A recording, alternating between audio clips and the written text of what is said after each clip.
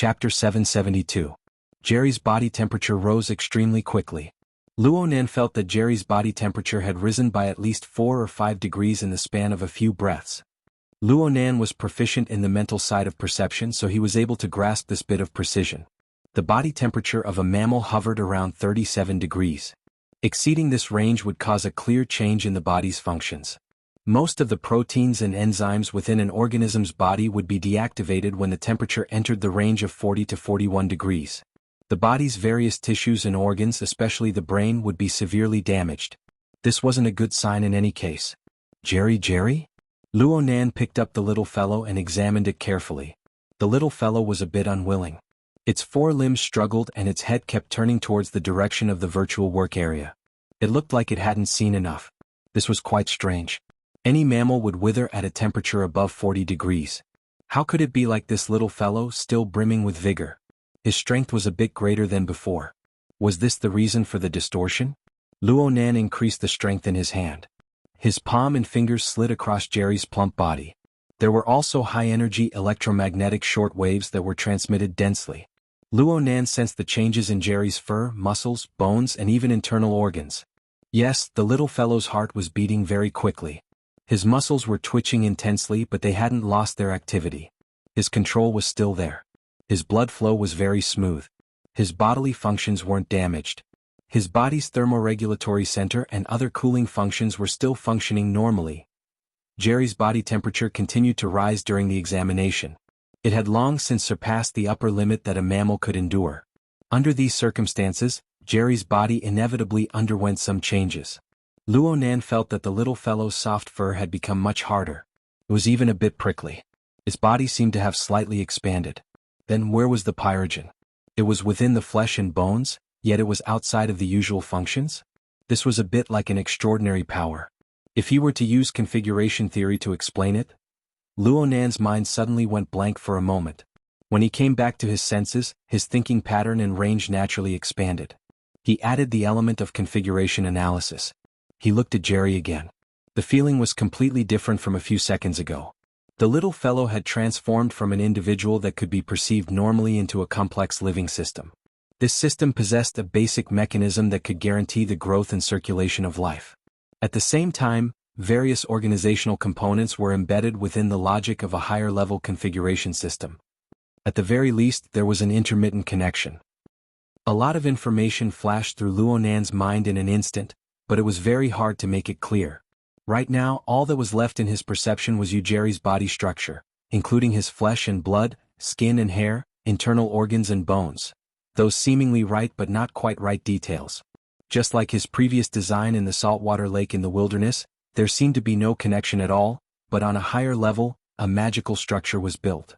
Jerry's throat made a goo-goo sound, and he was in a dumbfounded state. The more Luonan looked at it, the clearer it became.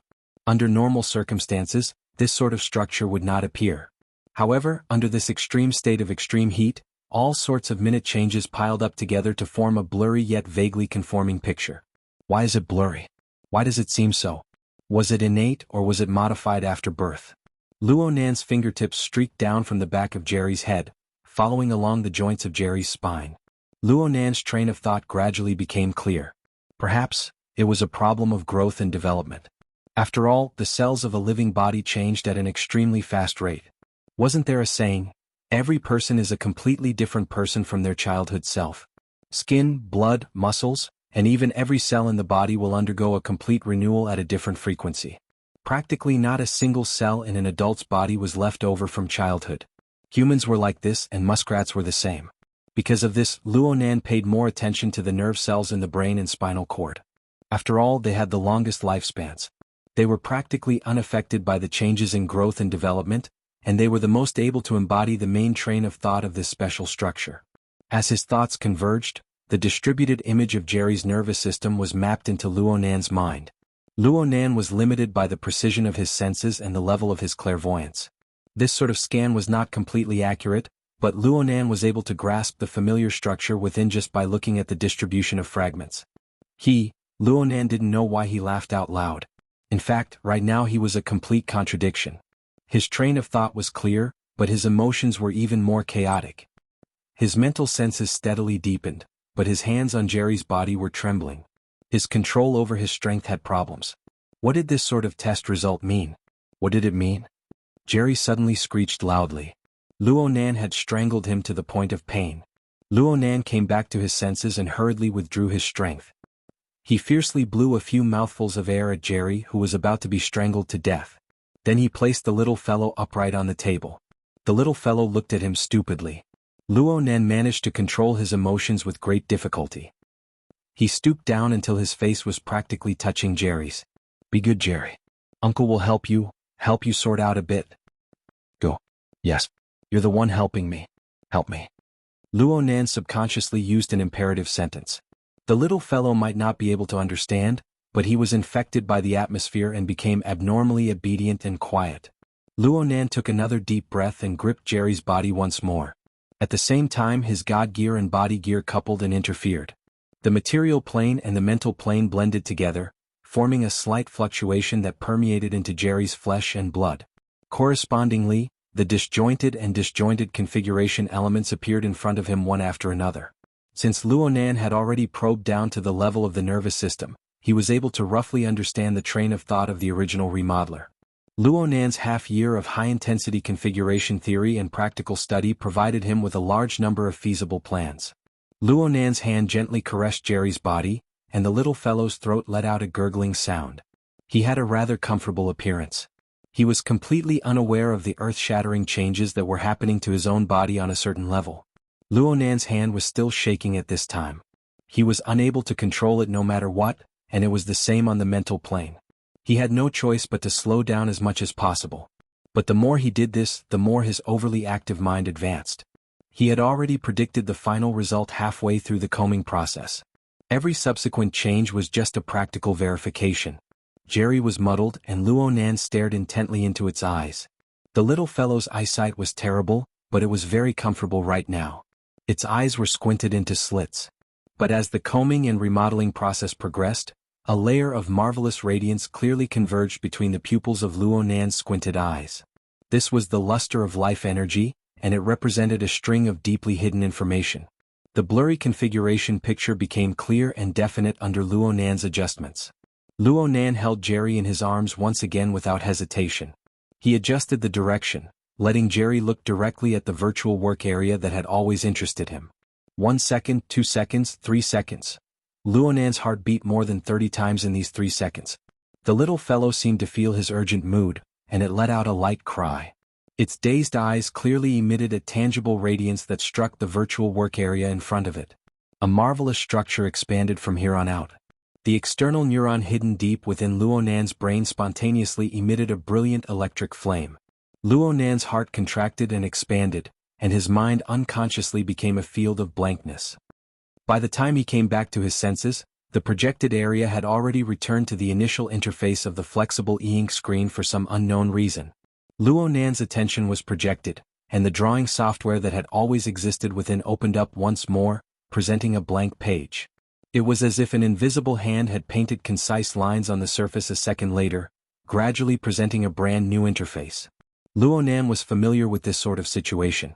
The initial design drafts were always like this. Of course, many people were used to using ready-made materials to stitch together. Hand painting was very old-fashioned. Luonan's eyes unconsciously widened as the interface gradually took shape. This interface felt very familiar, yet it was also very strange. He was familiar with the form of the interface. It had an extremely simple and even crude style. There were only 2 options juxtaposed together. Many UI interfaces were like this. Luonan had come into contact with one recently. It was the credit evaluation system of the Vagrant Exchange. It was practically the same. However, the words were different. The words used on the hand-drawn interface were the structure and grammar of hieroglyphics, but they were specious. Normal people certainly wouldn't be able to understand them, even if they had been influenced by the East Asian culture for many years. Luonan was able to get a general idea because he had been dealing with it recently. These were the words of the virtual brain system. They came from an unknown civilization. Actually, Luonan had never learned these words, but the mysterious I character structure that became the core of the formatting theory system was like a translation device. It directly mapped the general meaning into his mind. For example, the current interface presented a sequence of options. The first one meant, click on me if you understand it. The next one meant, it's okay if you don't understand it. This was no doubt a tease, but Luonan couldn't laugh. He stared blankly for quite a while. Finally he reached out and pressed on the first option. The interface, which felt more like a simple design blueprint, actually had an interactive function. The interface immediately changed, switching to a blank page and writing anew. The series of strokes were quite fluent. The fellow who drew the interface should have already grasped this type of language quite well. The string of words belonged to an unknown civilization. It was like the subject of a slide. It was arranged in a relatively large font, occupying the entire interface.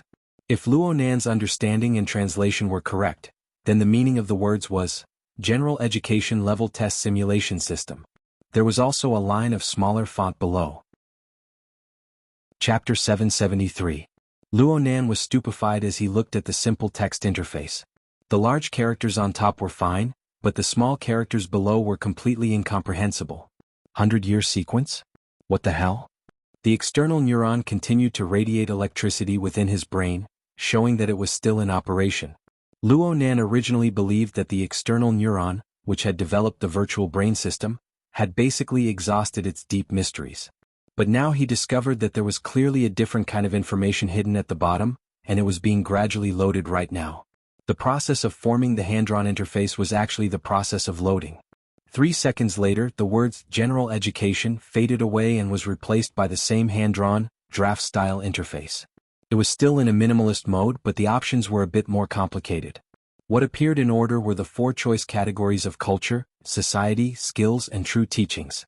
Luonan tried to look at the items under each category before the interface was completely formed.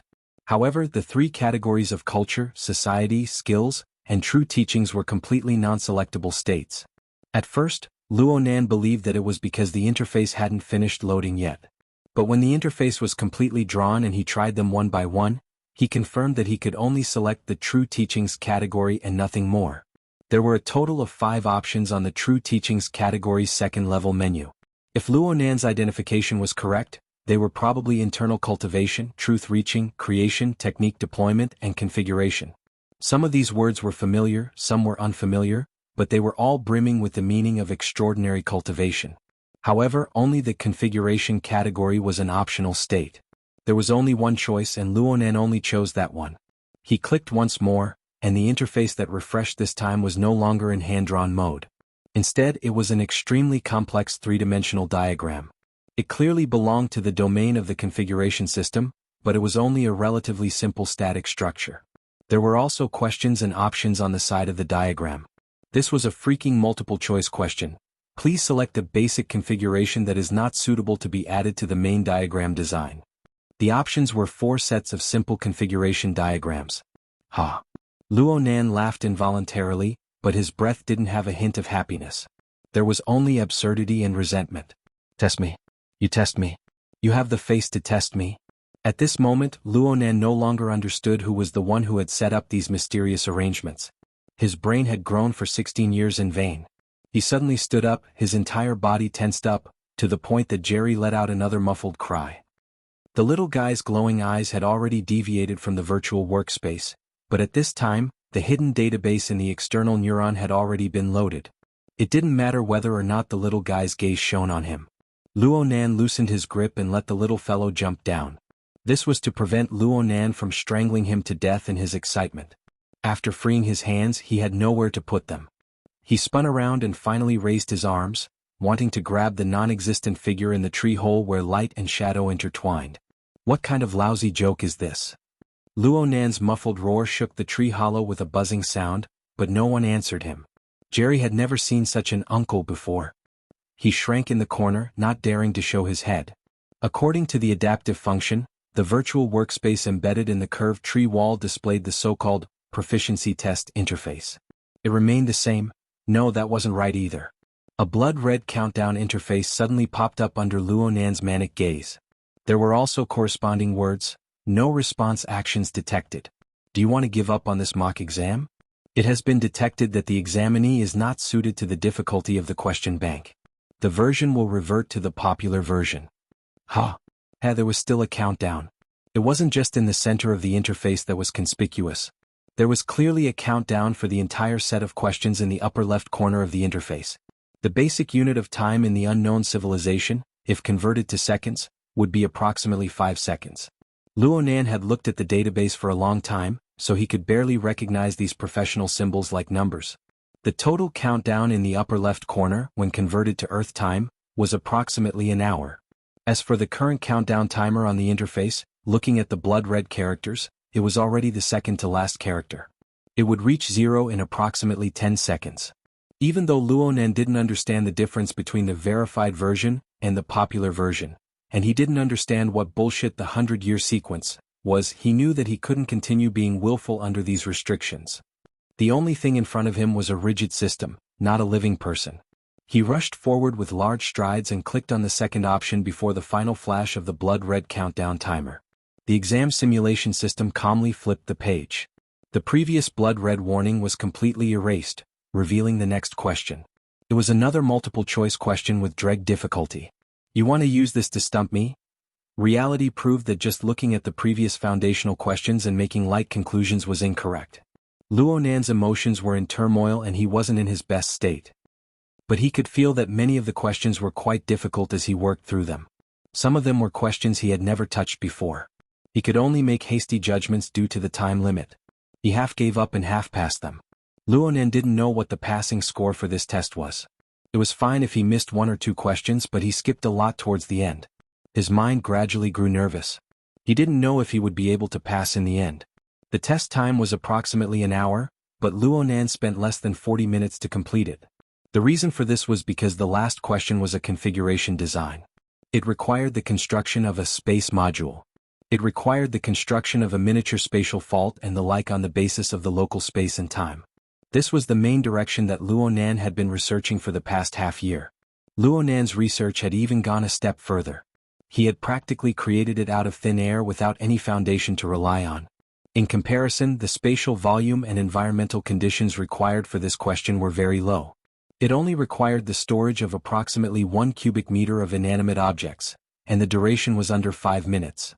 Rather than calling it a space module, it would be better to call it a space bubble. This was the most difficult question at the end. The testing system had set aside approximately half the time for this question.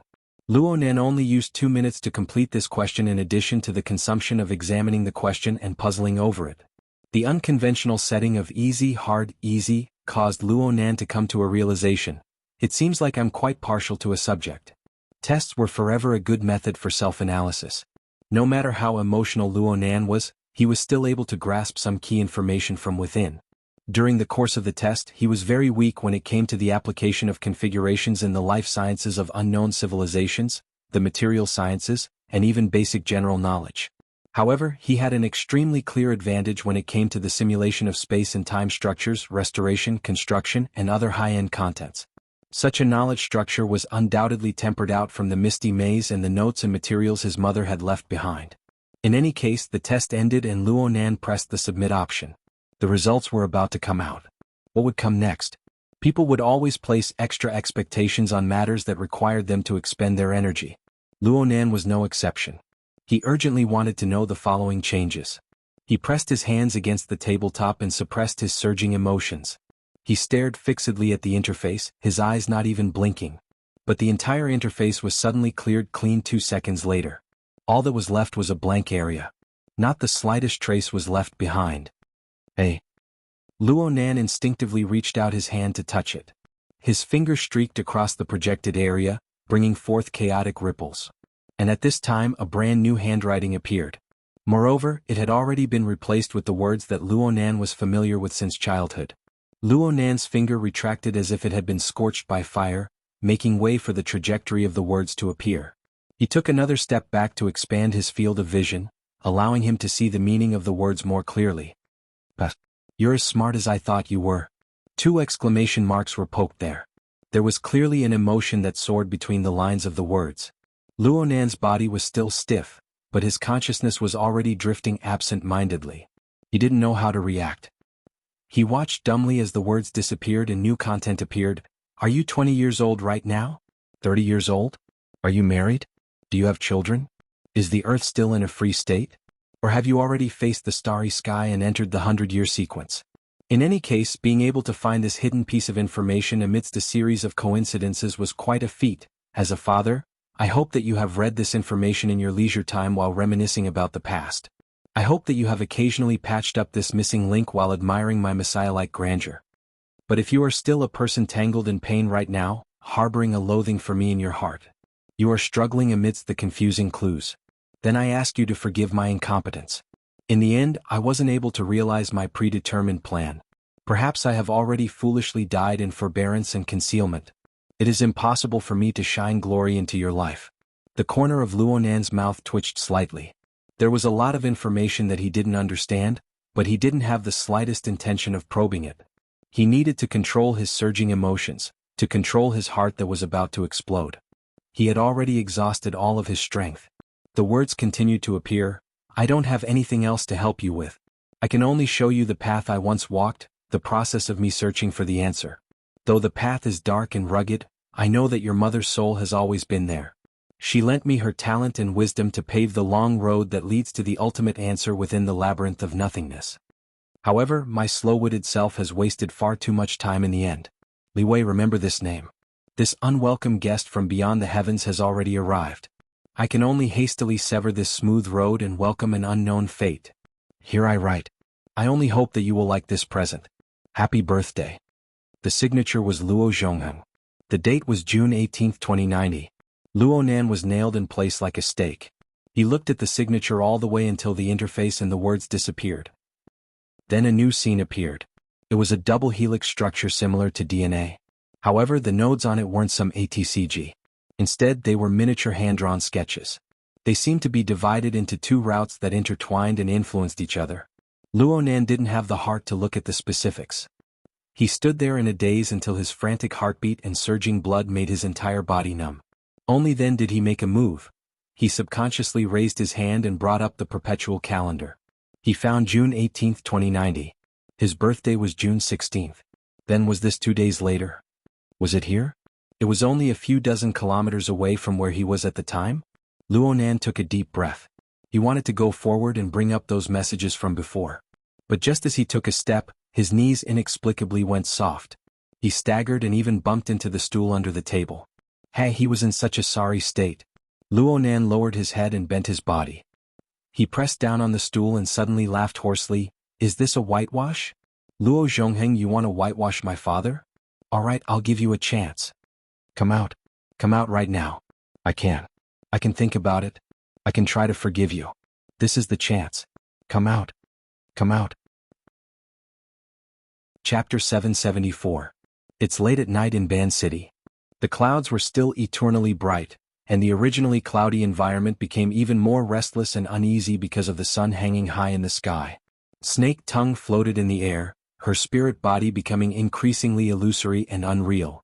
Sometimes a gust of wind blew, and her figure seemed to fluctuate and disperse, as if she could transform into the clouds at any time. Gong Chi was at Snake Tongue's side, listening to the strange collapsing sounds that came from the depths of the surging cold currents of clouds. After a moment he smiled faintly and said, "The clouds and the sun seem to be in harmony, but in fact they are far from being separated. It's like this on Earth, and it's even worse here. Two originally unrelated spacetime, for some reason, are continuously interfering and colliding. This is actually a great help to us." Snake Tongue was silent, but the collapsing sounds were becoming increasingly clear. This is the fluctuation transmitted by spacetime interference. Good, very good. Gong Chi's spirit body seemed solid, no different from an ordinary person. At this moment he stretched out his hand and gently plucked at the clouds, intersecting with the vibrations deep in the air. Under the interference collision, the originally hidden and restrained structure of spacetime is revealed. It is necessary to use this to observe and explore. If we can capture traces of the spacetime Earth is in during this time, we can wait until the intensity of the interference collision reaches a certain level. The spacetime structure will change and the shackles will loosen. That will be a great opportunity to escape. Escape, huh? Snake Tongue's thoughts were finally transmitted. They were faint and weak, but they carried an undisguised mocking tone. So what if it was really as Gong Chi said? She hadn't forgotten the silk of silence that covered the outer layer of her spirit body. In the past half a year, this strange item had taken advantage of her weakening day by day to continuously penetrate deep into her spirit body, gathering information and attempting to interfere and control her. If it wasn't for the jade-shattering secret technique that Gong Qi was worried about losing everything, perhaps she would have long since been reduced to an artifact spirit. Her life would be worse than death. Even if she truly escaped and returned to the local spacetime of Earth, she would still be Gong Qi's captive, and Gong Qi would have thousands of methods to deal with her. Her fate would only be more miserable than it was now. Gong Qi was well aware of Snake Tongue's attitude and thoughts, but he didn't care in the slightest. He was even a bit more amiable than usual. You have to use your heart. This kind of space-time interference information is a good opportunity that you can't encounter on Earth. It will be beneficial to your future cultivation. Snake Tongue coldly retorted, Secretary General Gong is proficient in spatial teleportation and has a deep understanding of the structure of spacetime. I can't compare to such a foundation and knowledge. Not to mention my life force is currently dissipating. I can't afford to waste this mental energy. Gong Qi laughed involuntarily, not really, not really. As the saying goes, there's light at the end of the tunnel, survival in a desperate situation. These words are designed for you and me. This is a rare opportunity. Calm down and carefully experience it. With a buzzing sound, Gong Qi's figure disappeared. No one knew where he went. Snake Tongue didn't react in the slightest. However, her spiritual body continued to fluctuate within the surging clouds. Her mind also spread out as it swayed, dispersing into the nothingness. She was used to this state. It was as if she was experiencing a long dream, so much so that she could hardly tell the difference between reality and dreams. Her soul had been cleaved into two halves. One half was above the despairing and lonely clouds. Her life force weakened with each passing day. Her mind was muddled every day, and she had to endure Gong Qi's oppression. Every day she was like a wisp of a remnant soul without any prospects to speak of. She couldn't see any driving force of life. The other half returned to Sakura City. In the hidden environment that she was most proud of, she fused with the fake yet real Kitayama Yuki. She played the role of a retreating artist who was kept as a mistress by a powerful figure in society. This period of her life was much richer. She could walk, sit, and lie like a normal person. She could realize a complete daily routine. She could even go out for a stroll. Shopping wasn't a problem, including online shopping.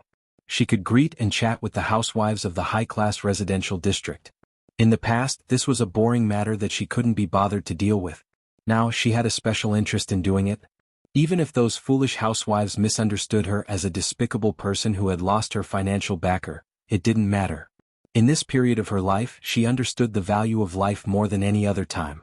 However, she could only live like a normal person. As long as she had any plans or inclinations that involved the inner world or supernatural powers, she would immediately lose all control over herself. She would once again become a weak spirit, drifting in the sky above Sakura City.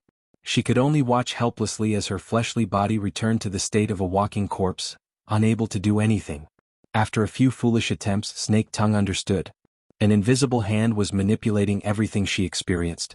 It was wantonly toying with her will. Suddenly it was heaven, suddenly it was earth, suddenly it was life, and suddenly it was death. It was impossible for her to resist. However, if Snake Tongue was given a chance to choose between the clouds and Sakura City, she would choose the latter without the slightest hesitation. She would choose the latter without the slightest hesitation. Even if the essence of it was that the invisible hand was no different from Gong Qi's plans, and it was very likely that it would turn her into a caged canary that could decide her life and death with a single thought, causing her to completely lose the freedom of her body and soul. However, at the very least she saw a glimmer of hope for survival. In that brief state of spirit and body as one, wisps of vitality, weak but life-threatening energy, came from a channel she couldn't understand and poured into her nearly dried-up spirit body. Her spirit body was on the verge of collapse, replenishing a tiny bit of vitality and extending her life. As for Gong Qi, who was also trapped in the clouds, he only wanted to refine her into the yarn of silence. Snake Tongue already couldn't see too far ahead. She only knew that she could still live. She had to live. Just this one condition was enough. And because of this, she had to conceal this secret. I can't let Gong Qi know. This was the iron law Snake Tongue had set for herself. She was extremely weak and had long since lost the qualifications to benefit from both sides. In fact, even if she was at her peak, she still wouldn't have the qualifications to face two supernatural powers. Yes, that's right. The person who could penetrate the barrier of space and time and control her life or death was undoubtedly a super powerhouse. She could only entrust her fate to one side. This was a single-choice question, a question of life and death. This absolutely wasn't an easy matter. The Yarn of Silence was constantly spying on the state of her spirit body. No matter where Gongqi was, he could use this strange item to probe Snake Tongue's specific state. Snake Tongue could only think of every method possible to conceal the traces of the changes brought about by the split-soul dreamland. As for everything else, she would leave it to the heavens to decide. Time should be almost up. The pattern of these dreams was quite strong. They were more or less in accordance with a normal person's daily routine. From morning to nightfall, there would be at least one dream a day. The last time was 20 hours ago. Now that dawn was approaching, perhaps the summoning would come soon. Soon. Cold air whooshed past. The fine sound of bowstrings being drawn rose and fell. Time flowed on like this. 1 hour, 2 hours, 5 hours, 10 hours, and even another 20 hours passed. There was no sign of the expected summoning. Chapter 775. What? Could it be that this is really a dream? As time passed, the throbbing of her mind became increasingly difficult to control. The conjurer's accurate grasp of time instead turned into the sound of blood flowing after a cut wrist. Drop by drop, it fell into the lake of her heart, allowing the ripples of death to ripple. Snake Tongue floated woodenly in the clouds. The vitality and vital energy she had expected were nowhere to be found. The core of her spirit body, which had just recovered, had a clear feeling of weakness. This was like a tired long-distance runner whose physical strength was exhausted. If they kept running half-dead, they might be able to persevere by relying on the power of habit. But once they rested for a moment and let go of their energy, it would be very difficult to pull themselves together again. Snake Tongue was in such a situation now. She was relying more and more on this vital energy to support her. She could no longer imagine what would happen if she lost this vital energy and this hope again. Stupid, I am too stupid. I should have expressed my attitude to that person in time. I actually wasted such a good opportunity on meaningless probing. If I miss the opportunity, perhaps I will completely miss it. Countless thoughts were born and extinguished in Snake Tongue's mind. Each one seemed to be able to transform into a viper, biting at her will and injecting venom. If there was another chance, Snake Tongue swore that she would not hesitate to beg that powerhouse for mercy, even if she had to beg like a dog. But would there really be another chance? High in the sky, the wind whistled and blew. Her spirit body flashed and extinguished. It could scatter into the clouds at any time, almost out of shape. Snake Tongue's mind gradually fell into a trance. The thread of clarity and decisiveness that she had always maintained for half a year seemed to be melting away. As a result, the veil of silence that had always covered her spirit body immediately reacted. This seemingly formless strange object suddenly tightened and seeped down layer by layer. Snake Tongue awoke in horror. She wanted to summon her remaining strength to struggle, but she had already missed the best opportunity. The defensive dam silently collapsed. The veil of silence's pressure penetrated and scattered her vital energy. It intertwined and fused with her spirit body, becoming one. In an instant, everything had reached a point of no return.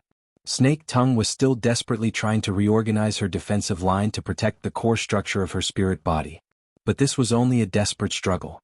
With her reorganizing speed, she could not keep up with the powerful erosion of the veil of silence. Even the preset jade-shattering secret technique was delayed and wavering. Then time seemed to have paused for a moment. At the very least, the process of the veil of silence's infiltration had paused for a moment. It was this slight difference that made Snake Tongue's desperate efforts truly worth it. She promptly reorganized her defensive line. Even though she was still in a precarious situation, she was still able to block the seeping pressure of the silent yarn outside the core structure of her spirit body. A faint sizzling sound rang out. Because of the loss of control from before, at least a tenth of the Snake Tongue spirit's body had been vaporized and shattered. It shrunk in size and became even more hazy. However, compared to the fate of becoming an artifact spirit puppet, it was still much better. That was close. The heavens didn't give up on me. No, if I really had the protection of the gods, how could I have fallen to such a state? There's a problem, a big problem. After walking the line between life and death and returning, Snake Tongue's rational core gradually appeared amidst her frightened and despairing emotions. She saw through the details that shouldn't have appeared in the situation where she had almost fallen into the abyss.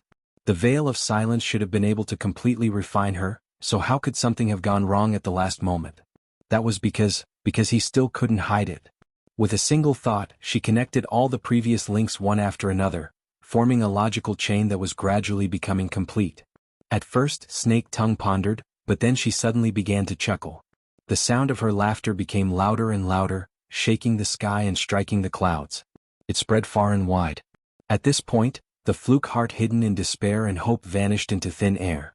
However, a new thought sprouted, and a large number of roots and branches sprouted, supporting the frail spirit body and channeling new power. What's wrong? My mind is in turmoil. In the midst of Snake Tongue's unbridled laughter, a thought suddenly cut in. The clouds in front of her rolled and soared, and the structure of the void hummed and shook. A second later, Gong Chi's face appeared in the collapsing clouds. His ice-cold willpower pulled out a little more, and the power of an extraordinary would be able to sweep Snake Tongue's frail spirit body into ashes. However, Snake Tongue didn't pay him any attention. Her laughter didn't stop, and she was very happy.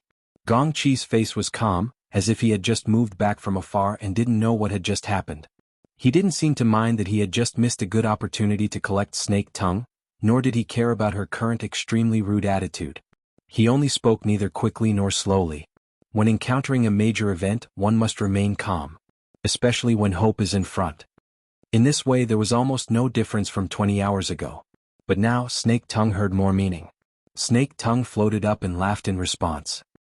I've been trapped here for half a year, but this is the first time I feel that Secretary General Gong truly cares about me and doesn't want me to vanish into thin air. Oh, now you don't even want to be restrained by the veil of silence.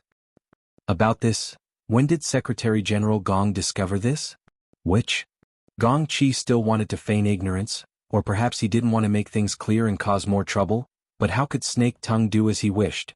The outline of Snake Tongue's nearly shapeless spirit body pressed back against her chest. Of course it's the one Secretary General Gong cares about the most. The matter is clearly laid out there. You're a senior with a high position. What's the point of going back and forth like this and that? Their gazes and wills crisscrossed and collided. Although there was a difference in strength in terms of willpower, Snake Tongue didn't fall into a disadvantageous position for a short time. This was a situation that had never occurred since the two of them had come into contact, but it still happened. One wrong step and every step was wrong, but he had no choice but to make a mistake. Gong Chi muttered to himself for a moment and finally nodded. That's right, there's nothing to hide. Snake Tongue, I'm very interested in the life force accumulated at the core of your spirit body, the channel through which it came. As expected, Snake Tongue laughed silently. Because of the life force transmitted through the unity of spirit and body, it would inevitably change the spirit body's natural weakening trend. Sooner or later, it would accumulate to the point that Gong Chi couldn't ignore it. This day would come sooner or later. Snake Tongue had tried to conceal it, but she only hoped to escape this cloud prison before Gong Chi sensed it. Unfortunately, in the end she hadn't made it in time. Gong Chi, this old bastard, naturally didn't slow down because he cherished Snake Tongue's life. Instead he had misgivings. He had misgivings about the fleeting channel that was connected to her spirit body. Clearly, the words he had said before about the collision of spacetime and the loosening of the structure were too much of an exaggeration. Gong Chi didn't have the confidence. At the very least, this old bastard didn't have the confidence to return to Earth after escaping this world. So Gong Chi specifically mentioned the traces of the spacetime Earth was in. In this old bastard's calculations she was a kite. A kite with a string on the other side of Earth. No matter what, the string couldn't be broken. But was the string really still there? What was the plan of the powerful being who was far away on Earth, the one who dominated her life and hope? Yin quietly walked into the living area on the lower deck of the yacht. Right now, the lighting in the small living room had already been dimmed. Only the radiance of the projection diffused. Luonan sat on the sofa in the small living room. He was like a sculpture. Occasionally he would move his fingers, change angles and switch images. He quietly examined the complex structure that could dazzle people. Inla didn't dare to disturb him. She just waited at the entrance. Ever since Luonan returned to Xia City, Li's sharp senses told her that Luonan was a bit different from before when they met again. On the surface, this man seemed to have obtained a complex design from who knows where. It was similar to the double helix structure of DNA. And every node on it was a complex design diagram. After Luonan returned, he stared at it in a daze. Sometimes his brows furrowed. Sometimes he would suddenly laugh. His moods were unpredictable. But Inla clearly felt that there was a wonderful core within this chaotic state of mind. Especially when he was contemplating. He was truly contemplating. He wasn't thinking like he was facing a big exam. He was racking his brains in a competition. He was more like a philosopher. His thoughts were condensed but not rigid. His thoughts were scattered but not chaotic. His rhythm was much more relaxed. This kind of Luonan's behavior pattern was increasingly hard to predict. What happened in the few hours he spent returning to Xia City yesterday? Looking at the current situation, it didn't seem to be too bad. Lu really wanted to get to the bottom of this, but as Luonan's personal secretary she needed to keep her duties. She could only restrain her curiosity and wait in silence until Luonan's observation came to an end. What happened? Luonan didn't turn off the light in the work area. He just tilted his head to ask. Lu walked to the side of the sofa. She bowed and answered, Miss Moya took a cruise ship. It arrived at the port at 4 in the afternoon. The person in charge of receiving her was a member of the Banqing Music Festival's organizing committee. Luonan should be able to obtain more detailed information about this from Xia City. Lu just skimmed over it. She just said the information she obtained through the Bloodflame Orders channels. Miss Moya's fan club is being held at a cultural center near the hotel she's staying at. The scale isn't large. There are about 150 people present. But at the same time the fan club is being held, Yukawa Isuk, the sponsor you reminded us to pay attention to, will be going to inspect the cultural center. The cultural center is the property of Yukawa's family. Luonan's lips twitched. What a coincidence. He took the flexible screen Lu handed over as he spoke and looked at the relevant information. According to what was shown, Yukawa Isuk wasn't an ability user. But his family had an illustrious reputation in Banqing. They had strong influence in both the military and the political world.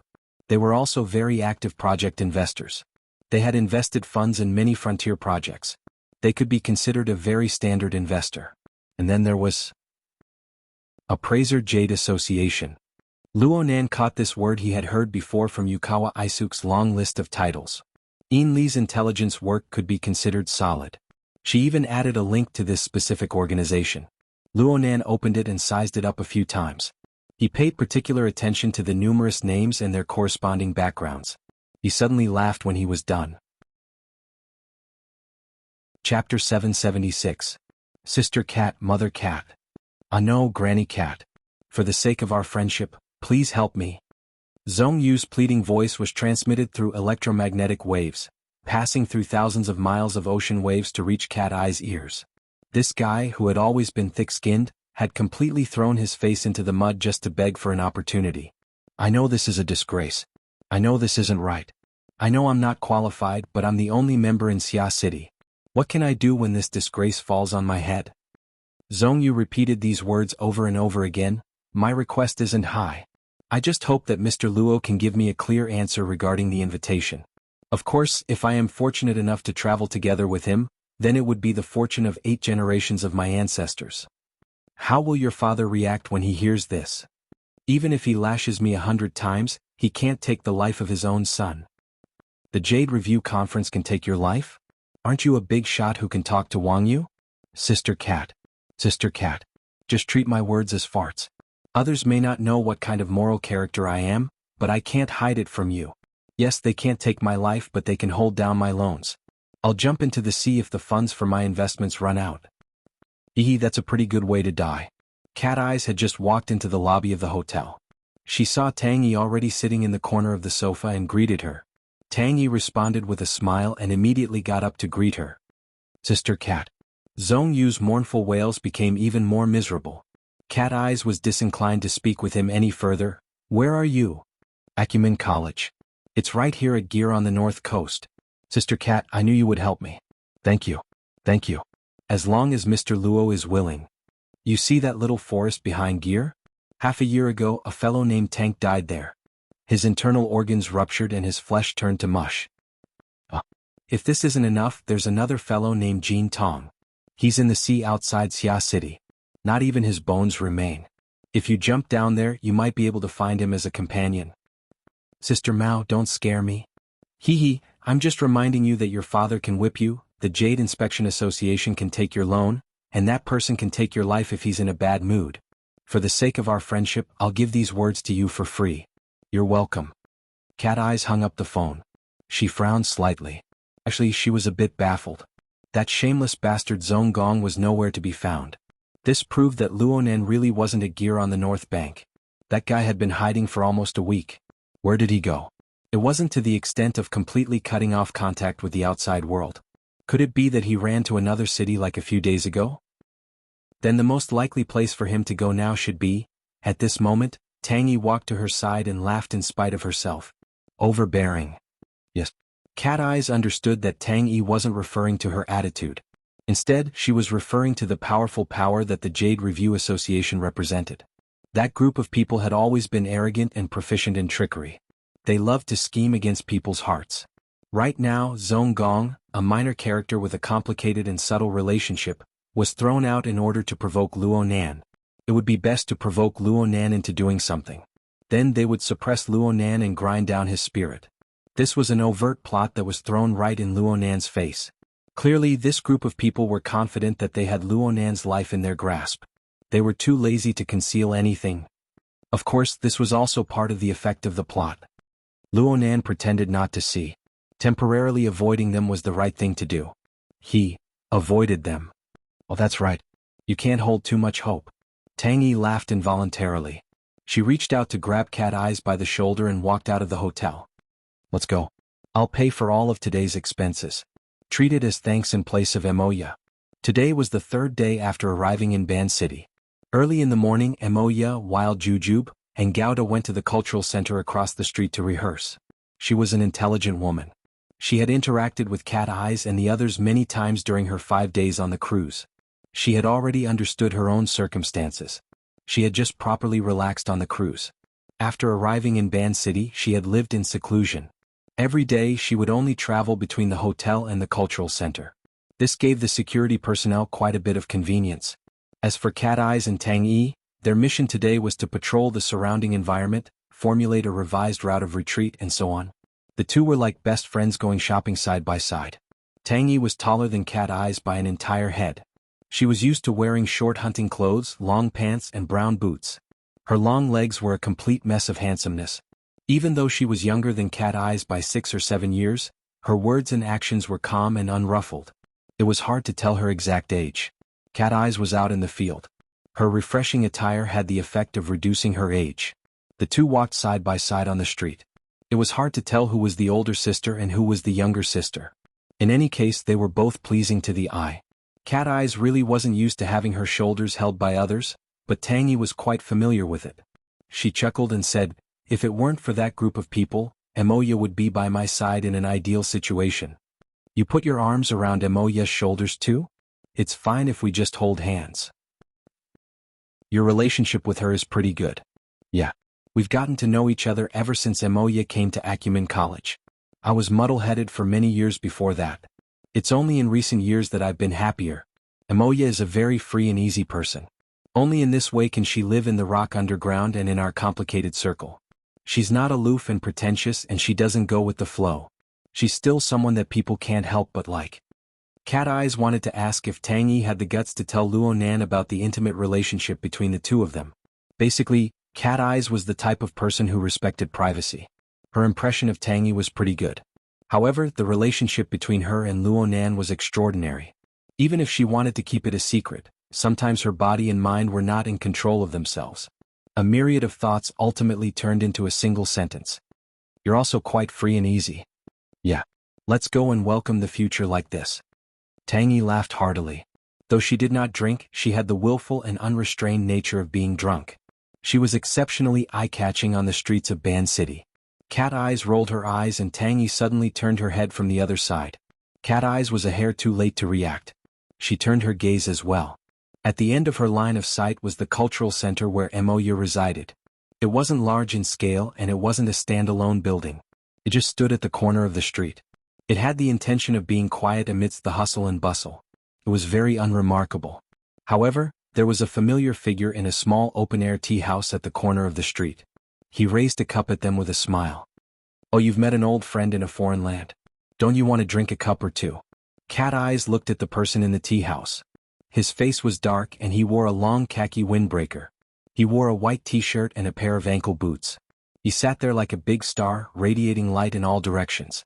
But for some unknown reason, she could see the effect of a plain and cold white coat when she looked at his attire. Chapter 777. Cat Eyes, long time no see. Her red lips curled up beneath her sunglasses. Bai Xinyan calmly replied to Cat Eyes. They were both ability users of the world circle of Xia City. Of course, the two of them knew each other, but their friendship was superficial. However, the way Bai Xinyan treated the other person was completely different. She even put down her cup, smiled, stood up and opened her arms. "Don't you want a hug, Peony?" The corners of Tang Yi's lips curled up, and she stepped forward to give Bai Xinyan a hug. In the East Asian cultural circle, this was already a relatively intimate action. Cat Eyes was quite surprised. "You two know each other?" More than half a year ago, Tang Yi had not officially entered the entertainment circle. Was it because of Her Majesty Empress Wu? Sure enough, this was Bai Xinyan's explanation. "In the past, we were all with Her Majesty Empress Wu, and we all have a standard attractiveness. It's very normal for us to admire each other. Comparing mirrors is much more interesting. Unfortunately, Ying is not here. She's probably here to stab you." Compared to Bai Xinyan, Tang Yi's attitude was a bit calmer. She didn't have any intention of sitting down and having a long conversation. She spoke very straightforwardly. "Last time you caused trouble and forced that person to explode. You actually dare to come and join in the fun?" Cat Eyes knew that Tang Yi was referring to the 2000th Miss incident. Bai Xinyan was the one who let out the news, arousing the greed of countless people. Luonan, Ruiwen, and even their entire family were pushed into the teeth of the storm. Were it not for the fact that Xia City had two extraordinaries overseeing it, and that they had promptly sent Jin Tong as a sacrifice to the heavens, as well as Luonan's world-shaking speech, it was unknown to what degree the situation would have deteriorated to. Bai Xinyan pretended not to know. "I have no choice. I found a new boyfriend, but he's a black-hearted bastard. I can't cure him at all. If I don't destroy a few of his cards, I'll feel like I'm losing out." Tang Yi glanced at her. "What about your boyfriend?" Bai Xinyan laughed as she waved her hand. Her chestnut-colored hair swayed gently. Under her black hair, her red lips and white teeth were revealed. She had the standard posture of a flirtatious B****. "You want that kind of trash to go shopping with a woman? I'll just bring his card." To the side, Cat Eyes thought back to the information she had gathered at the Wild and last time. She coldly said, "Isn't it going to be quite difficult to kill them all?" "Of course not. Don't underestimate a woman's evil thoughts." Bai Xinyan was clearly hinting at something, causing Cat Eyes' head to ache. This woman was just like that. Her erratic stance, ruthless methods, and the results of harming others and herself. It was obvious that she could not gain anything from it, but she was never tired of it. Unfortunately, she had an ever-changing temperament. She was able to hold on and let go of things. At this time she giggled and stuck close to Tang Yi. She directly held onto the crook of Tang Yi's arm. "Since we've met, you guys can help me bring disaster to them." Cat Eyes chuckled twice in her heart. She was just about to refuse when she suddenly heard the humming of an engine approaching from above. A rather large motorcade landed on the platform of the high-rise building that belonged to the cultural center.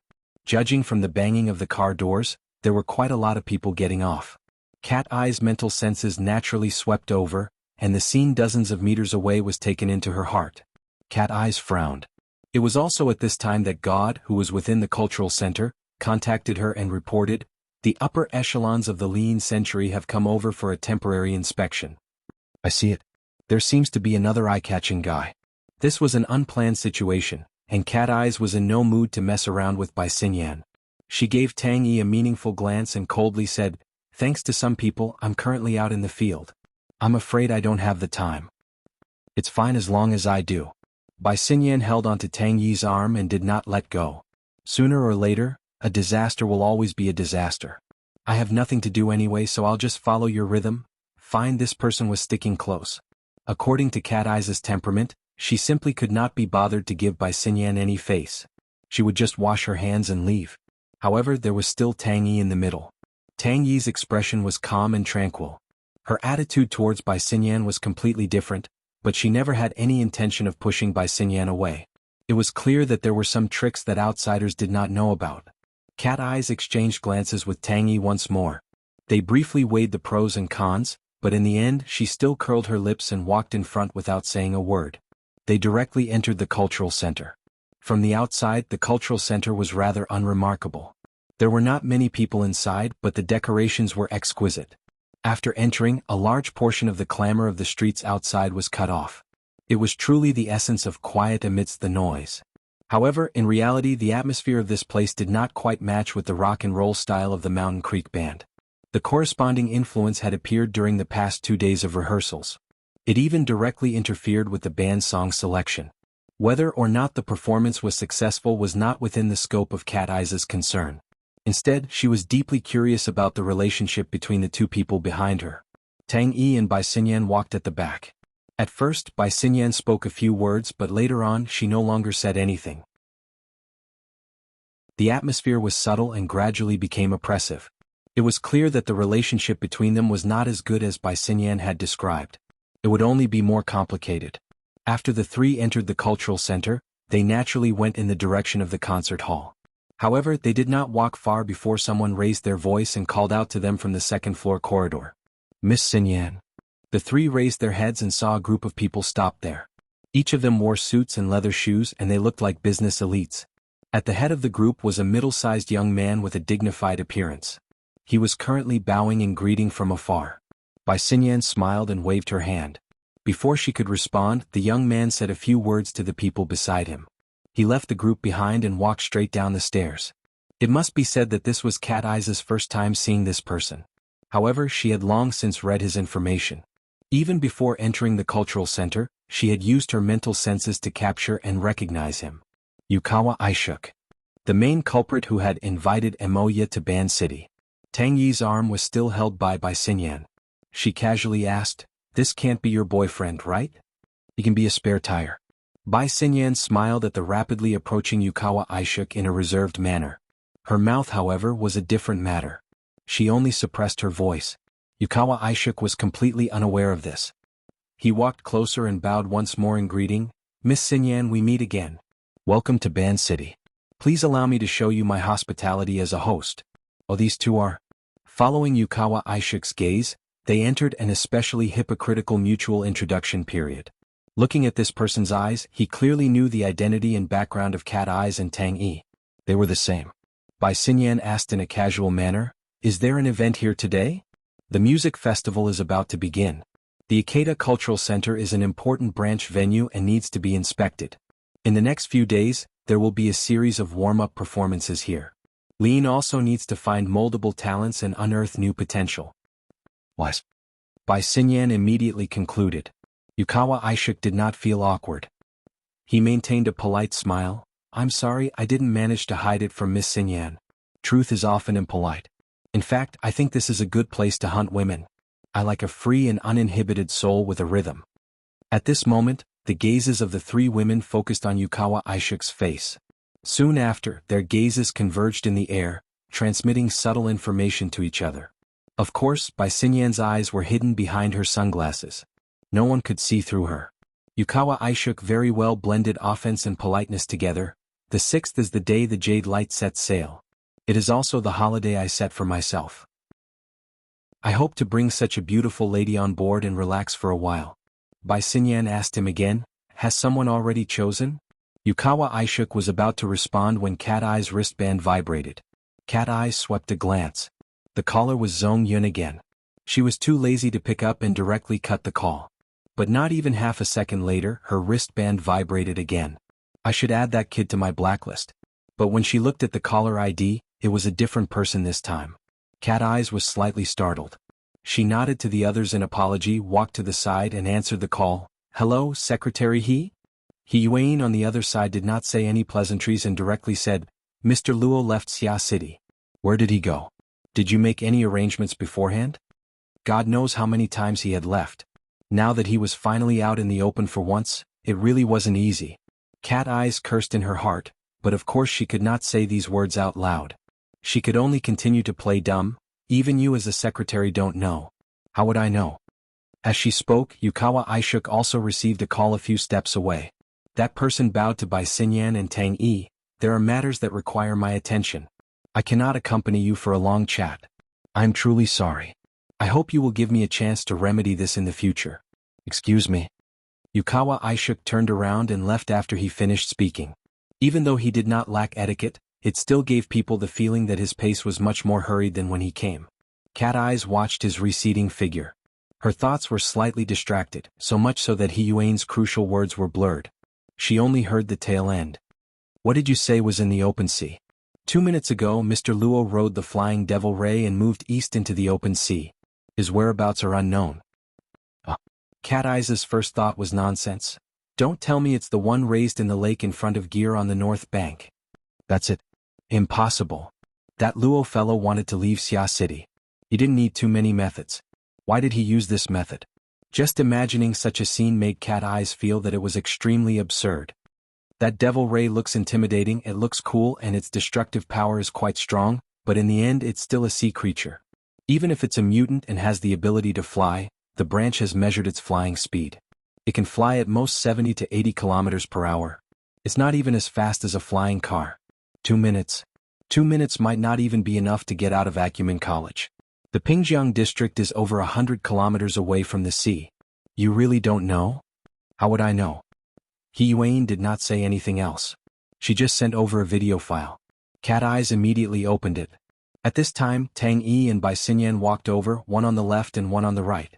The three women gathered together and were extremely close. They did not care about anything else.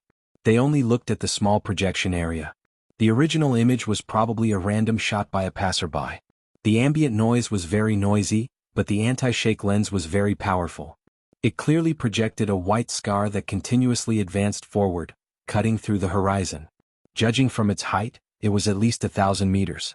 When the camera zoomed in, the person who recorded it immediately burst out with profanity.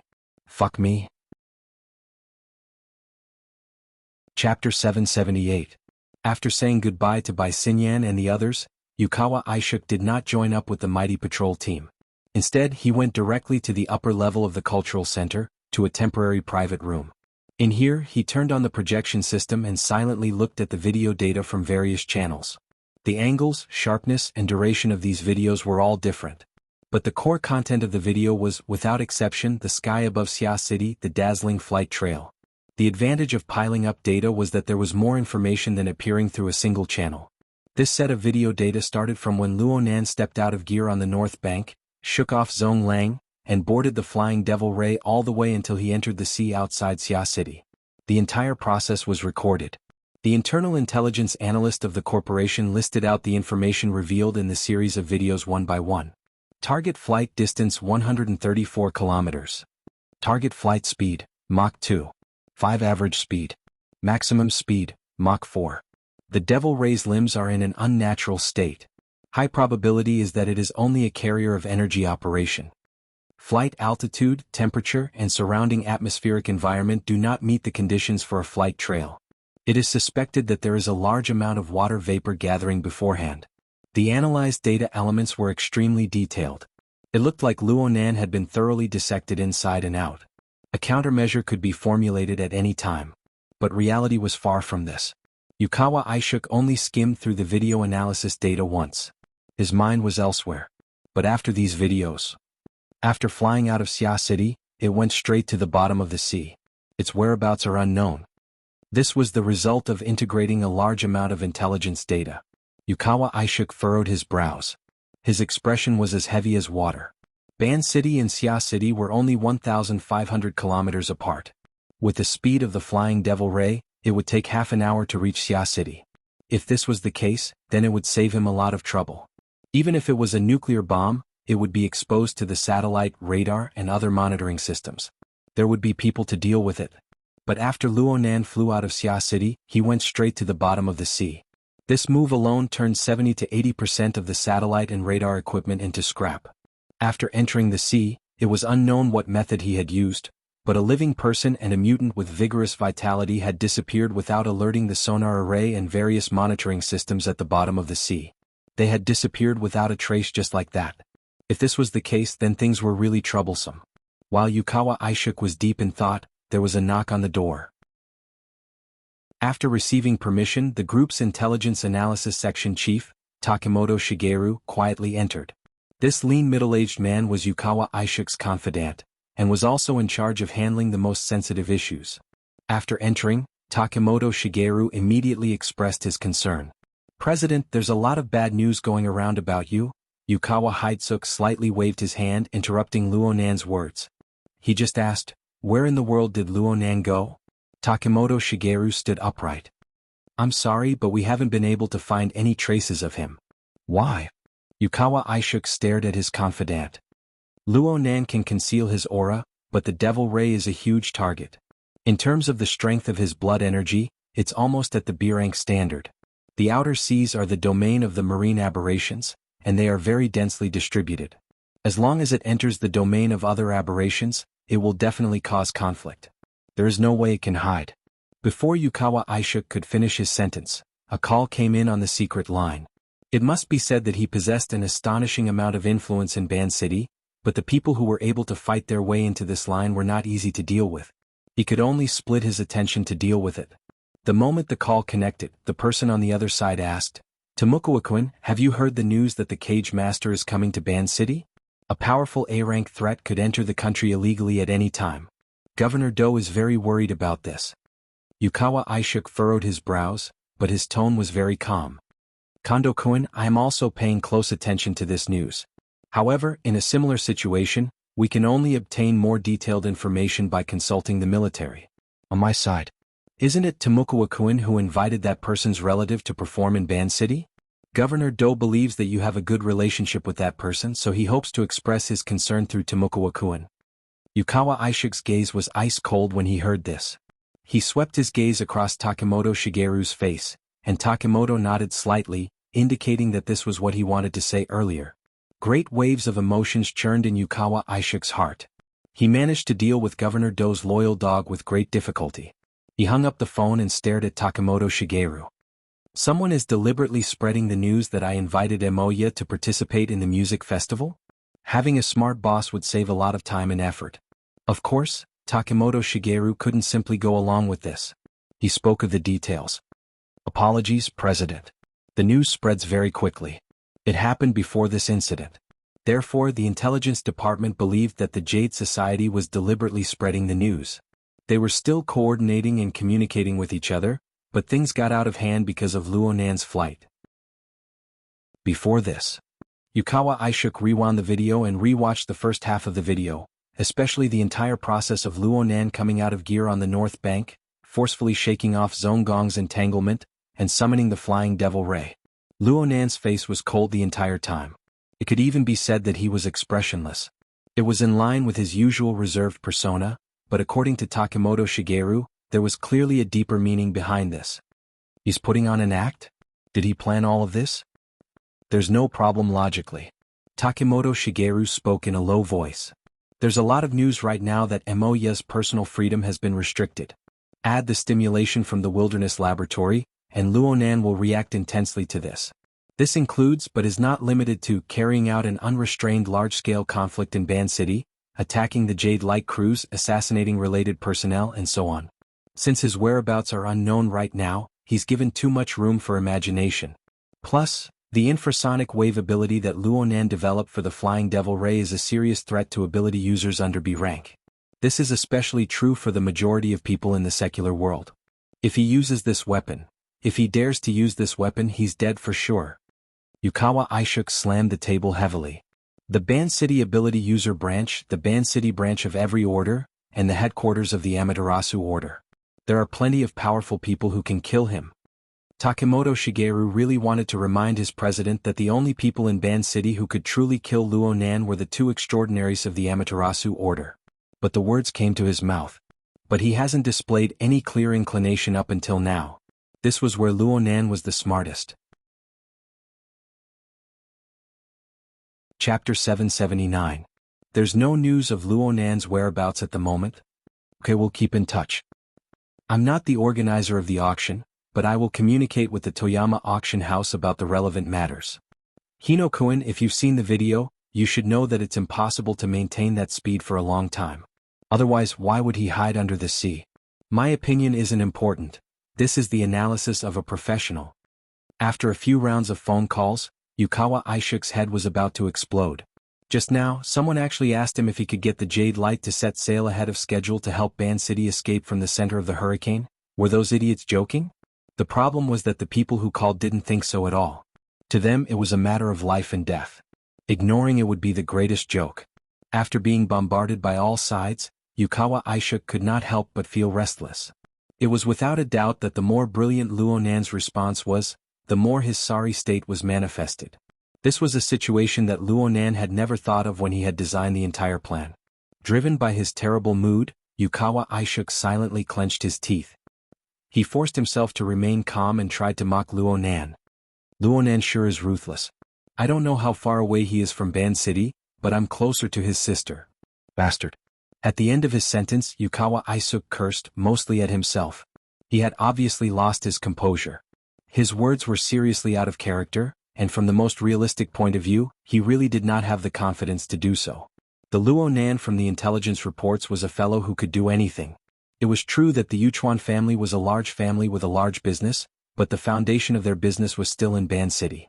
If Luo Nan really were to disregard everything and use infrasonic waves to cleanse the land, Luo Nan might not be able to live after this, but the Xuanhuan family would basically be removed from the list of powers with global influence. He would only be asking to be humiliated if he didn't tear off all the feathers on that brat's body. Takemoto Shigeru lowered his head in silence, giving Yukawa Aishuk a chance to adjust himself. Yukawa Aishuk took a deep breath and closed his eyes.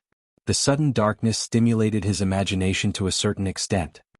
He felt as if he had touched a spider web between the branches and leaves. He thought he could brush it off easily, but he did not expect the web to be so sticky and entangled him. He wanted to break free, but when he turned his head, he met the cold eyes of the spider. After a brief moment of absent-mindedness, Yukawa Aishuk's thoughts continued to flow. He had underestimated Luo Nan before. In the end, the information obtained from the intelligence reports was still not solid enough. In other words, it did not reflect his growth and progress during this period of time. Now that he had suffered this move, he finally understood a little. However, being stung was truly painful. Yukawa Aishuk slammed the table heavily. His emotions had not calmed down yet. The childish face in the intelligence report appeared clearly again. It blended together with the spider in his imagination, slowly changing and correcting itself. Actually, many people had to revise their impressions of Luo Nan from this moment on. Similarly, in Ban City on the Ray yacht on Beishan Lake, the lights in the living area of the lower deck were habitually extinguished. Only the projection light propped up a semi-illusory light screen. There was a complex configuration picture on it, but it had been on for a long time. Luo Nan's head leaned back, the back of his neck resting against the back of the sofa. His eyelids were closed, seeming to have already fallen asleep. Maybe he's too tired, Yinlu thought. It seemed that Luo Nan hadn't slept for over 40 hours. He didn't do his exoskeleton armor training anymore. His entire mind was placed on the double helix structure. Plus, the frequency of his trips to Xia City had increased by a lot. He had just returned. It was this trip that gave Yinlu a fright. How in the world did he do it? Everything that Luo Nan did in the past few hours was far too horrifying. The flying devil ray that forcefully accelerated to Mach 4 mysteriously disappeared after entering the sea. Then Luo Nan appeared on Beishan Lake in Ban City a few minutes later. The latter could be explained by the mysteries of the transmission array. But how could one explain the mysterious disappearance of the devil ray that soared into the sky? Also, the mysterious and unfathomable methods, the urgent steps, and the drumbeat were clearly signs of an impending storm. But Luo Nan had yet to make it clear where his target was. Clearly she, his temporary personal secretary Mrs. Halder, who was far away in T-City, and the entire Blood Flame Order had yet to obtain Luo Nan's complete trust. Or perhaps they had yet to rise to the level he needed. Yin Li's mind was filled with thoughts, but she did not dare to disturb him. She wanted to return to the attendant room to get some things, so she quietly made her way over. But when she passed behind the sofa, she suddenly felt something abnormal. The temperature of the air, or more accurately, the temperature of the air surrounding Luo Nan, had clearly risen. The natural flow of heat was clearly under some sort of control. There were no abnormalities within a meter, so Yinlu had not discovered it before. But at this moment, Yinlu borrowed the dusky light to faintly see that Luo Nan's complexion was off. An abnormal layer of dark red spread to every inch of his skin as far as the eye could see. This couldn't be a fever. Did something go wrong with his cultivation? The thought flashed through her mind and Yin Li's heart tightened. She subconsciously extended her hand to touch Luo Nan's forehead. She was just a few centimeters away from touching Luo Nan when the skin on her fingertips actually felt a scorching sensation. This was a disaster. Yin Li suddenly retracted her hand. Aside from being shocked, she also recalled that this was a critical symptom. She absolutely could not allow any external stimulation. She took a step back, wanting to report to Mrs. Halder. If Luonan was sick, he could find a doctor. There were doctors on the yacht. But if there were problems with his cultivation, he could only rely on a senior figure in this field. The dark room suddenly lit up at this moment. Lu instinctively raised her head and saw Luonan open his eyes. The light that illuminated the dark room seemed to have shot out from the depths of his eyes. Was it a hallucination? What's the matter?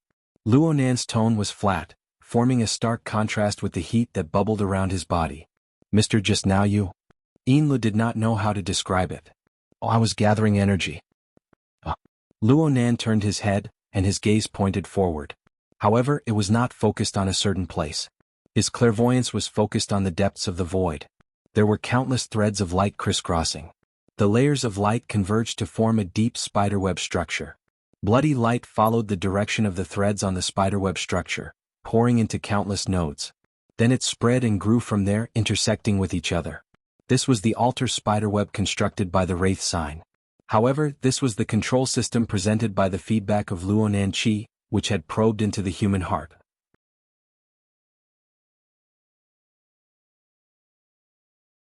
Chapter 780. Luonan's improved control system was a great improvement over the original altar spiderweb's extensive model of the victor notifies the loser and the loser dies. Luonan's own design ideas were added in. Now, his thought process had almost become instinctive. He paid more attention to rational control and had his own set of rules and laws. Right now, the new version of the altar spider web was like the cotton candy machine that he saw in the Museum of Life when he was a child. A small stick was stirred in the machine, and countless visible and invisible sugar threads were entangled, forming an amazing creation that was as white as a cloud. Luonan was that small wooden stick. He used the Luonan ruler to probe the heaven and earth, the universe, and the myriad phenomena of the human heart. He transferred and absorbed power from within. Regardless of whether the power came from the mighty force of heaven and earth or the turbid flow of the human heart, they were just crude raw materials that had to be broken and reassembled into sugar threads. Then they would intertwine and form different clouds. With himself as the foundation, they would form a more delicate, dense, and sturdy structure. Heaven, earth, time, space, human nature, I am the central axis. Luonan was still a distance away from being able to completely control this power, but he was still progressing in the end. He had already gained a wealth of experience from Madame Halder, Cat Eyes, and the others. All he was doing was constantly searching for more effective configurations to utilize. Now it was finally time to show his strength. Luonan took a deep breath, carefully adjusting the state of his fleshly body. In today's world, information traveled far and wide. Luonan's soul cloak covered the entire world. The control network built on this foundation could be said to be a natural gathering of power. Because of this, the vitality and yuan qi flowing on the spider web on the altar and the even more intangible soul power only accumulated for a short period of time, but it was already enough to make him, the mastermind behind the scenes who was taking advantage of the situation, eat too much. Now, the divine chakra and the body chakra were coupled, and the body and soul interacted with each other. Both were reciprocating each other, maintaining a basic balance. But as the accumulated power continued to rise, the upper limit of what his body could bear was also reached. If he continued to devour, there was a risk that the framework of his body and soul would lose balance. Fortunately, Luonan had made countless adjustments and experiments over the past few months. His body and soul frame had gradually grown accustomed to the pressure of this sudden rise. Even if there were still various inadequacies, it would be enough for the time being. Besides, to deal with Gongqi he had to give up something. Luonan suppressed his body and soul frame. It was hard to avoid some blood and energy anomalies.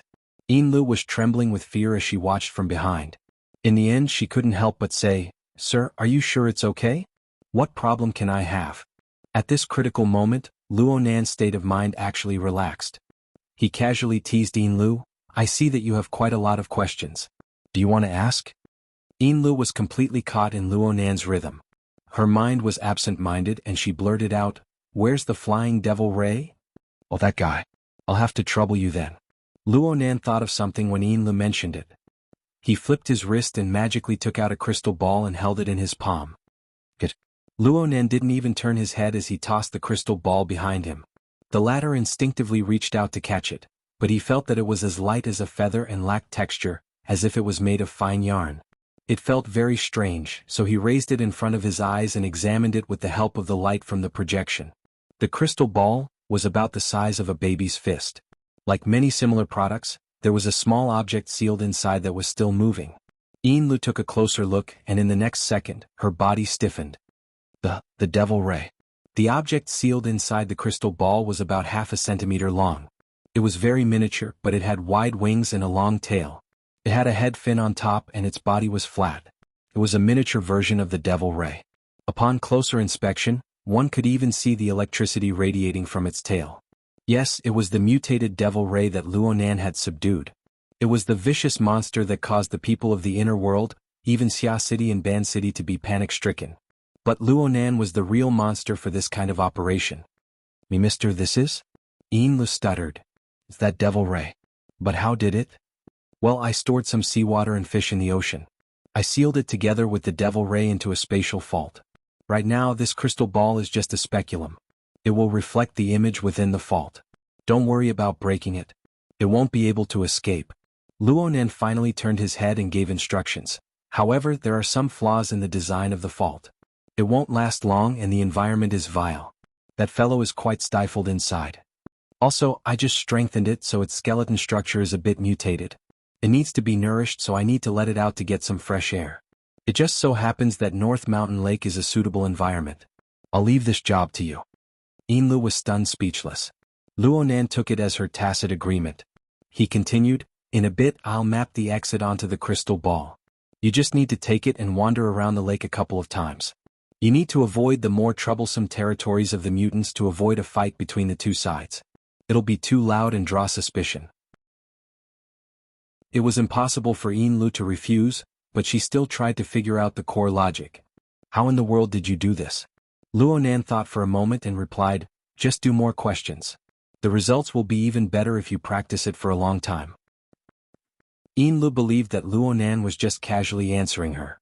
Little did she know that Luonan was speaking the 100% truth. The so-called doing questions was none other than the general education level test simulation system that Luonan had dug out from the tree hole. To be more precise, it was the enormous question bank that the system was equipped with. Luonan was still unable to crack this simulation system. However, he had participated in the test over and over again.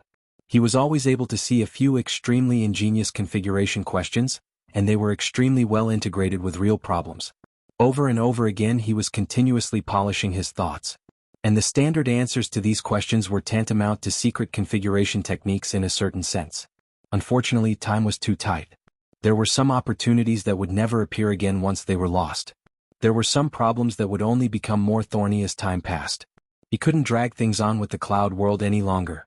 Luonan turned his head around and leaned against the sofa. He assumed a comfortable posture. "I want to ask you about something." "Huh?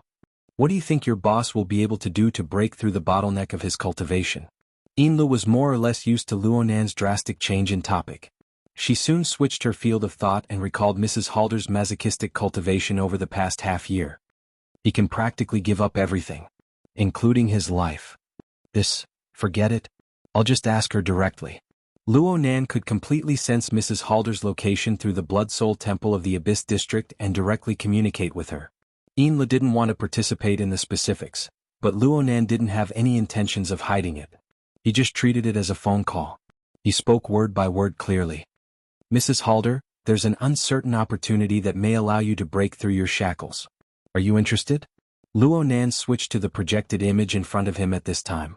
The configuration blueprint was replaced with an electronic sand table that covered the entire globe's topographic mapping information. Such a work was most likely from the military. It wasn't strange for Luonan to have a copy with his current status. But what use was he taking it out for? Luonan shrunk the electronic sand table to its smallest size. The highly realistic 3D image converged and slowly rotated in the virtual work area. It was as if the entire planet was placed in the palm of his hand. Then he tapped with his finger. Lu was very familiar with the location he tapped at.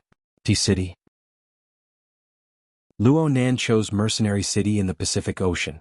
His mouth was still talking to Mrs. Halder. "Yes, of course there's a price. There's a possibility of death." Lu really didn't know what Mrs. Halder's response was. But the smile on Luonan's face clearly indicated his inclination. "Excellent. Then please make a long trip. Go here." Luonan rotated the earth. From the deep blue Pacific Ocean, he instantly arrived at the plateau region of South-Central Asia. He lit up his mark once more, forming a dark red dot. You'll be pleasantly surprised. However, it most likely won't have a decisive effect. You need to wait. You also need some luck. What Luonan didn't say was that those two were also waiting high above the distant clouds. They also needed luck. It was just that these elements all needed to be controlled and given to by him.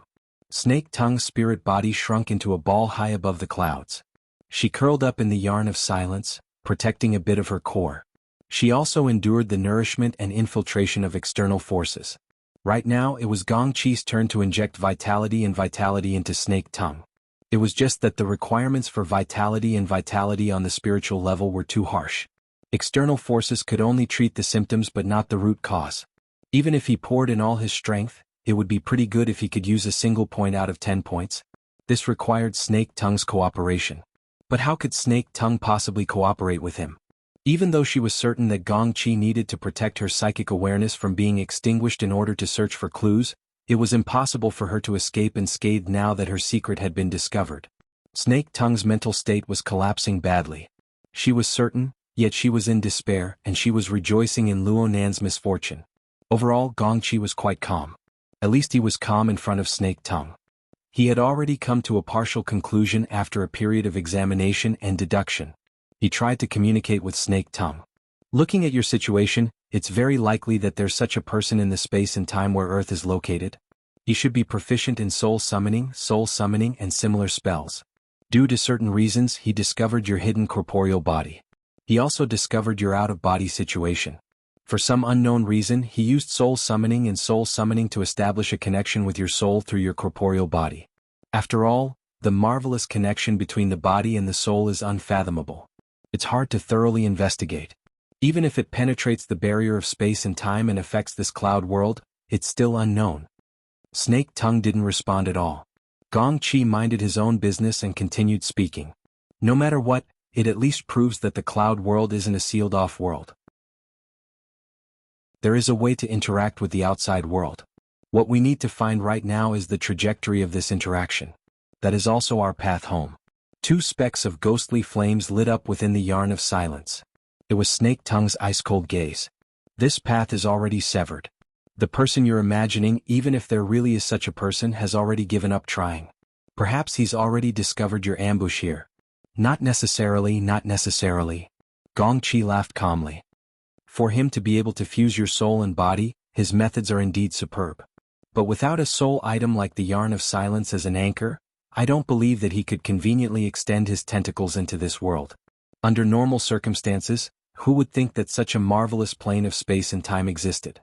I'm more inclined to believe that he's currently making meticulous arrangements and preparing a new ritual. He's preparing to do more with your corporeal body. Snake Tongue recalled her dreamland experience, but she felt that it was completely different. She couldn't help but sneer. Secretary Gong is really... Halfway through her words, her divine sense was suddenly covered in a layer of hazy mist. It was as if a mirage was revolving around her, reflecting a marvelous scene. The dense mist didn't disperse.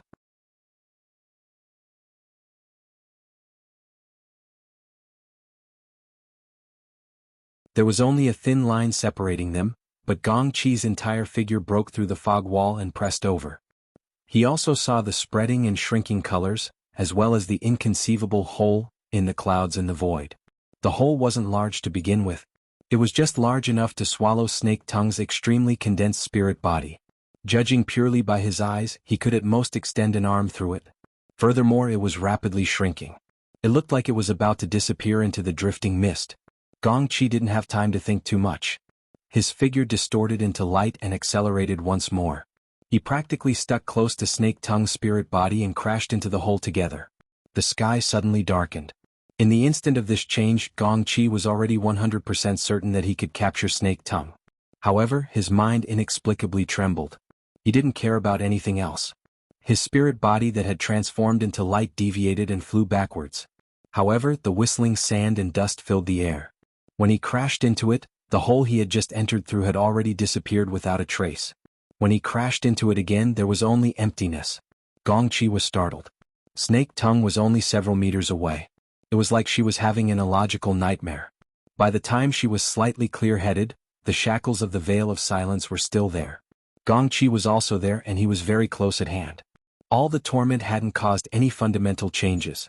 It was just that the bloody light and mist interweaved in the clouds had turned into a gloomy place where dust and mist surged. Where is this? She had been trapped in the cloud world for half a year. Chaotic clouds and bloody light were everywhere as far as the eye could see. Snake Tongue really wasn't used to suddenly entering a realm with a different hue. All she knew was that this wasn't the banned city that she yearned for day and night. The dust and mist that fluttered in the sky shouldn't be the same as the fog wall that isolated her from the outside world. The powerful suction force had disappeared without a trace at some unknown time. Snake Tongue felt terrible. It wasn't just her emotions but also her most intuitive feelings. Her spirit body was extremely weak. She had relied on a highly condensed method to prolong her life.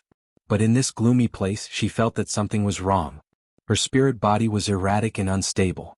Her core structure also showed signs of dispersing. She couldn't piece it back together no matter what. It seemed like in the next second she would assimilate with the dust and mist that filled the sky. She would be torn apart and disintegrated. Chapter 782. A Trap. Gongqi immediately responded to Snake Tongue. His piercing thoughts carried a bit of ridicule, but the direction he pointed at was rather subtle. I originally thought it was an inside and outside collusion, but now it seems I was overthinking it. That lord of yours made you believe you could return to Ban City and merge your soul and body. In the end he gave you a glimmer of hope and deceived you. Because of this he also deceived me. Especially when you were comparing the two, your mentality was unbalanced. You made a hasty judgment amidst an unforeseen event, and your brain became hot-headed. What a good plan. In this terrible situation, Gongqi displayed his shrewdness and ruthlessness. He maintained his mentality quite well. At least in front of Snake Tongue, he maintained a calm attitude. He slowly moved over and looked at Snake Tongue, who was wrapped in the yarn of silence. She was shaped like a pearl of light, but she was even more fragile than a bubble. I never expected that there would be such a world beneath the boundless clouds. I deserve to be schemed against. But what about you, Snake Tongue? It's already hard to control your scattered spirit body. Instead, you have to rely on the yarn of silence to withstand it. It seems that lord of yours doesn't take you seriously. In the end, you're nothing more than bait. After the big fish takes the bait, you're useless. Gongqi's thoughts were like a blade. His words struck at the heart, and Snake Tongue's pearl of light fluctuated. As it swelled and shrank, it looked like it was about to shatter. In reality, her spirit body was heavily injured, and her spiritual will had suffered a blow. In addition to the vile environment, she was on the verge of death. Seeing this situation, Gongqi furrowed his brows. He no longer provoked her. His previous words had been wasted. Gongqi's original intention was to destroy Snake Tongue's mental defenses in one fell swoop in this desperate situation. He wanted her to remove the obstacle in her despair and fuse with the yarn of silence, removing the last hidden danger. This would make it convenient for him to focus all his attention on dealing with the great enemy. Unexpectedly, Snake Tongue was even more useless than he had imagined. In fact, it wasn't difficult to transform Snake Tongue into the yarn of silence at this moment. However, she was so weak that she was on the verge of collapse. She might not be able to withstand the impact of the transformation. Once the core structure of her spirit body was destroyed, what benefit would there be in swallowing her? If he wanted to satisfy both sides, he would inevitably have to focus his mind and do some meticulous work. This was simply an opportunity for the powerful enemy hidden behind the sandstorm. All sorts of thoughts revolved in Gongqi's mind. In the end, he flicked his finger and sent a speck of light into the veil of silence. It changed slightly and poured some life force into Snake Tongue. It's better to keep it for now. After all, the connection between the soul and flesh is a clue. In this maze realm where the laws are in chaos and time and space are collapsing, I have to hold on to any thread. I can't lose it easily. But why hasn't the great enemy that lured me into the trap appeared? Ever since Gongqi had entered this maze of sand and dust, he had been vigilantly searching at all times, attempting to use his mental senses to detect traces of the enemy, but to no avail. On the other hand, when he spread out his spiritual senses, they were tightly restrained and sluggish. This made him have some guesses. He casually picked up a grain of sand that was spinning past and carefully observed it. This particle was shaped like a grain of sand, but under the probing of soul force, one could see that its structure was so complicated that it made one's eyes pop out. It seemed to meander, it seemed to be transparent, It seemed like a layer, it seemed like a beehive, it seemed like the masterpiece of a miniature sculptor. When he tried to analyze it further and let his soul power seep in, there was a force within the sand that resisted and melted. Soon, this sand expanded slightly before shattering into even more indescribable fragments that mixed into the surrounding dust. He had seen this thing before. Gong Qi had already lived for nearly 100 years. He had experienced the vicissitudes of the 21st century, the age of distortion, the World War, the post-war revival, the construction of the inner world, and so on. The number of dead transcendents he had seen was several times more than the number of living transcendents. It wouldn't be a problem to say that he had seen and experienced a lot. His experience filled in his knowledge and helped him make judgments. Domain fragments. That's much more complicated, and there are far too many of them. Such strange objects weren't just 1 or 2 grains or 3 or 5 piles. Instead, they were scattered as far as the eye could see, boundless. Even if the crushed dust occupied an even vaster space, this quantity far exceeded the norm. Gong Qi tried to find the logic behind this exceeding the norm, and he quickly came up with a few guesses. It was these guesses that caused unprecedented waves to arise in his mind. What is this? Snake Tongue's thoughts drifted into his mind. She relied on Gong Qi's infusion of vital energy to forcefully stabilize her mind and awaken. She didn't want to mention the matter of food and bait again. She could only focus her limited mind on the key elements in front of her. Fortunately, she was close to Gong Qi and received some radiation effects. Otherwise, she would only be able to open her eyes wide and be blind in this treacherous area. Her weak soul force simply wouldn't be able to probe forward. Gong Qi straightforwardly answered Snake Tongue's doubts. This is a domain fragment. Domain? Fragment? Snake Tongue was absent-minded for a moment. Soon after, she emphasized the words in front of her. That's right. It's exactly what you think. If an extraordinary formed and solidified a domain in his peak state, then he was forcefully killed and his domain shattered. What remains is this object. Gong Qi smiled and said, I heard that you grew up in the Hachiman Temple. Back then, the Amaterasu orders swept through the archipelago. Those who complied with them flourished, and those who opposed them perished. I don't remember who that person from the main temple was.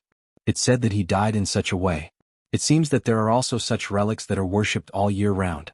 Perhaps you've seen them before. That's right. There were originally over 30 of them. However, they were the best divine objects for incantations. After repeated use over the years, they were eroded and worn away. When I left, there were less than 20 of them. Snake Tongue compared them to her memories. She matched them with great difficulty, but she was startled by the logic behind it. But there are too many here. According to this inference, how many extraordinaries had fallen in these scattered fragments? Hundreds? Thousands? Over 10,000? If this was truly the case, then all the extraordinaries since the era of distortion added together would be nothing more than a fraction. They might not all be the relics of extraordinaries. If it's a plane like the deep blue world or a half-plane of a lower rank, it's still unknown. Didn't some people say that in a certain sense, domains and planes can be equated? Take Ouyang Chen's so-called logic world for example. 100 or so exploded in one go. Perhaps it's on a similar scale. Perhaps we're in a shattered world fragment. Of course, there's bound to be an even more fundamental space-time structure outside the fragment. Otherwise, where would we find a place to stand? But even so, the rules of space-time have already been destroyed. It forms an enormous suppression on the strength of outsiders. It's a good place to set up an ambush. This level of knowledge already surpassed the scope of Snake Tongue's common knowledge. If she heard it on an ordinary day, she would certainly firmly remember it and think of every method to get to the bottom of it. But in this current situation, she could only remain silent. At this time, Gong Qi suddenly laughed. Amidst his laughter, he extended his hand. His lustrous and translucent spirit body structure sufficiently interfered with the sandstorm dust mist, rippling with spirit waves. After several attempts, he opened his mouth again. In any case, this is a secret land of enormous value. It can make all the apex scientists and research organizations that study spacetime and planes go crazy. If it were me, I would hide this place tightly and not reveal the slightest bit of it. It even stimulated leaping sparks, forming a dynamic chaotic scene of alternating light and darkness. And in this chaotic background, there were several relatively clear silhouettes condensed from the myriad grains of sand and dust. They formed the relief of a human face. The eyes and brows seemed familiar, and the fierce and penetrating rays of light directly illuminated her. under the stimulation of the rays, Snake Tongue's disturbed thoughts suddenly took form. Chapter 783. Luonan. Snake Tongue obviously remembered Luonan. After all, it was this person who had thrown her into that misty world and trapped her in a city of worry. However, after spending half a year in the clouds, day by day, that person's face had more or less become a little blurry. She could only remember that he was a somewhat neurotic youth. His way of thinking was very different from ordinary people, and his mouth was full of strange theories. Moreover, when his emotions got the better of him, he could do anything. In Snake Tongue's mind, Luonan was a twisted and grotesque figure. He was similar to some sort of symbol, representing a terrible road sign in her life. But at this moment, seeing the relief face condensed in the dust, the symbolic impression suddenly became much more real. At least, this work in the dust and the whole process of its manifestation was deeply engraved in his mind, and it was difficult to forget.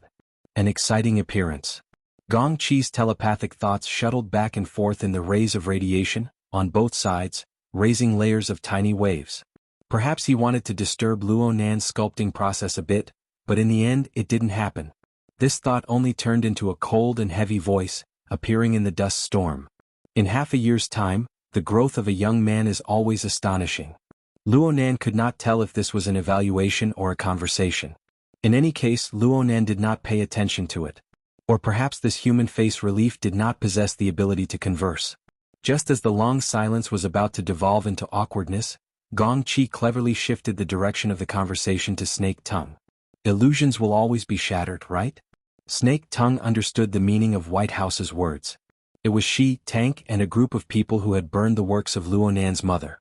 It was also Luonan's revenge that caused her to lose herself in the clouds and fall into her current predicament.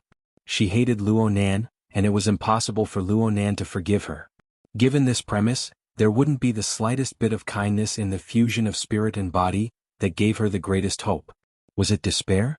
Snake Tongue only remained silent. However, the silence was quickly broken by an external force. A thought that was different from Gong Qi's penetrated in and restored a familiar voice in their consciousness. I'm sorry. The delay in long-distance communication here is much longer than I thought. Luonan. Gong Qi's telepathic thoughts were severed as he responded. It's me. The so-called delay was completely absent from the conversation. Only the dust and sand billowed, and the human face relief in the middle steadily occupied a region. Moreover, it was obvious that a different kind of power had been injected into it. Even when the surrounding environment was in turmoil, it still showed very vivid details. This was a layer of pure essence energy formed from the intersection of life and death. If Gong Qi could truly capture Luonan's location, regardless of whether it was his fleshly body or his spiritual body, Gong Qi would be able to pursue and infiltrate Luonan's body until Luonan died. As for that sneak attack that lacked the demeanor of an expert, he had already reached this point. Demeanor my ass. Gong Qi was already extremely decisive. Unfortunately, Luonan was much more cautious than he imagined. Luonan was also much more brilliant. Luonan was actually able to transmit power from a long distance within this sealed void. Luonan was even able to perform such exquisite work. From this, it could be seen that it seems that you've put quite a bit of effort into this maze realm for you to be able to twist the domain fragments into a flower. Moreover, there is certainly a special structural pattern. Did your arrangements in the surroundings come from this? But if you think that you can trap and kill me here with just this, you're indulging in the wildest fantasies. The green-gray smoke outside Gong Qi's body spread out once more as he spoke. Layer by layer, it seeped into the dust and mist sandstorm. Smoke and dust exploded everywhere it passed. Lightning was faintly discernible. It was vaguely similar to the scene of Luonan molding the human face relief. It was just that what Gong Qi made wasn't a tangible object that could be discerned with a glance. Instead, it was a layer of curtains that flowed along with the dust and mist sandstorm. The curtains were woven from domain fragments that were like dust and sand. What Gong Qi did was to eliminate the impurities and extract the essence, leaving behind only the structure that was useful to him. It wasn't as refined and detailed as Luonan's, but it had its own tyrannical laws lying across it. And all of this was under the control of Gong Qi's will. There are many things in the extraordinary level. Imagination alone is far from enough. Extraordinary domain. Snake Tongue recognized this powerful power that belonged exclusively to extraordinaries. She was also covered within the curtains. Although she was in her weakest state, and her active perception was practically non-existent, she was still somewhat sensitive to the radiance radiating in from the outside world. The probing situation of radiation radiating from both sides revealed a one-sided situation the instant Gong Qi established his extraordinary domain. The radiance that came from Luonan was simply crushed and covered, no longer leaving a trace. But then again, that face and that penetrating, fierce and penetrating radiance still lingered in her mind. It wasn't destroyed by Gong Qi's oppressive power. In fact, it became even more vivid. He's still here. This thought inexplicably flashed through Snake Tongue's mind. Before she could find a basis for it, an external force acted upon her and manifested on the plane of consciousness. Indeed, there are some things that I don't quite understand. The curtains erected by Gong Qi weren't able to isolate Luonan's telepathic transmission. At most, they formed a few insignificant noises. From Snake Tongue's perspective, this couldn't even compare to the confusion created by Luonan's words. From my understanding, the strength of extraordinaries, yes, I'm talking about the mental side, is mostly built upon the powerful grasp of the energy storm of the abyssal region. Especially after establishing a solidified configuration. The stable and efficient energy utilization mode and interference mode can practically provide an inexhaustible amount of power. Constructing a so-called domain, with its own unique rules on this foundation is just a test of logical ability. Am I right? Snake Tongue's train of thought had already been blocked by special terms like the solidified configuration. In comparison, Gong Qi was able to understand without any hindrance by combining his own experience. But it was precisely because he understood that he couldn't help but be astonished. Luonan was still underage. For this type of up-and-coming talent, it was already outstanding for his soul strength to reach the middle zone. But why did this kid seem to be so familiar with the abyssal region? Half a second later, Gong Qi discovered that he was astonished too early. Actually, I don't really understand the mysteries of the abyssal region. I also don't know where that majestic power originates from. I only know that the abyssal region is densely covered with undercurrents, just like the boundless ocean of the deep sea. But the sea is vast and has a boundary. I don't really understand the definition of a boundary. I just know that the power of the Earth's abyssal region doesn't naturally extend to the clouds. Here's the problem, Deputy Secretary General Gong. According to my observations, you've been affected by the sealed spacetime. It's hard for you to utilize the solidified configuration of the Earth's abyssal region. Your strength has been affected a bit, but you haven't reconstructed your configuration in the Cloud End Abyss region. Even if it's only a temporary one. What? Gong Qi was silent for a moment before asking in reply, yeah, why? I'll call you an old thief because you haven't given up on your evil intentions. Every day, you sense the aura of the solidified configuration that belongs solely to you within the Earth's abyssal region. You pass through the polar domain. That place is high up and illusory. It's transparent and unobstructed. It's like the vacuum of the atmosphere. It isn't obstructed by the barriers of space-time. Especially with the sun rising from the clouds these past few months. With a reference, your sense of direction should be much stronger, right? If I give you a few more months of time, who knows what you'll be able to do.